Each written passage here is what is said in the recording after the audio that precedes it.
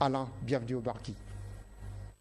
Ils sont députés à l'Assemblée nationale française et souhaitent apporter leur contribution au processus de diversification de l'économie congolaise. La délégation conduite par le député du Rhône, Michel Thérault, qui a rencontré le président de la République ce jeudi, pense que le Congo dispose énormément de potentialités hors pétrole, susceptibles de soutenir son développement. Des domaines d'investissement sont identifiés et les entreprises françaises ont un rôle déterminant à jouer.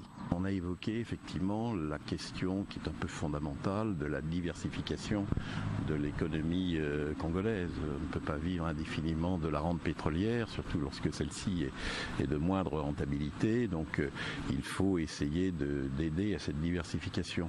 Alors il se trouve que comme parlementaire, on va essayer de monter à Paris probablement, le printemps qui vient, la date n'est pas encore fixée, une sorte de symposium, de colloque pour faire venir un certain nombre d'entreprises susceptibles d'être intéressées. Donc on pense à plusieurs, notamment celui de l'agriculture nous paraît relativement fondamental parce que vous avez la chance d'avoir un climat magnifique, vous avez la chance d'avoir des terres arables de belle qualité.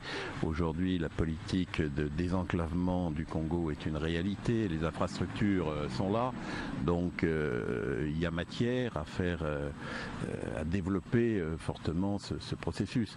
Il y a évidemment la forêt, mais la forêt, il y a déjà du monde sur la forêt, mais on peut encore améliorer et l'idéal serait d'avoir une industrie de transformation créatrice de valeur ajoutée, quoi.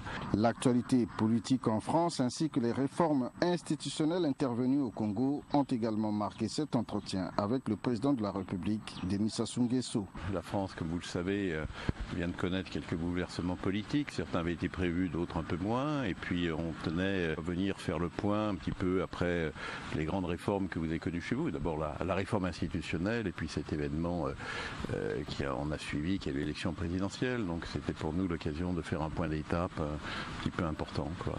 Les députés français quittent donc le Congo avec le sentiment d'avoir visité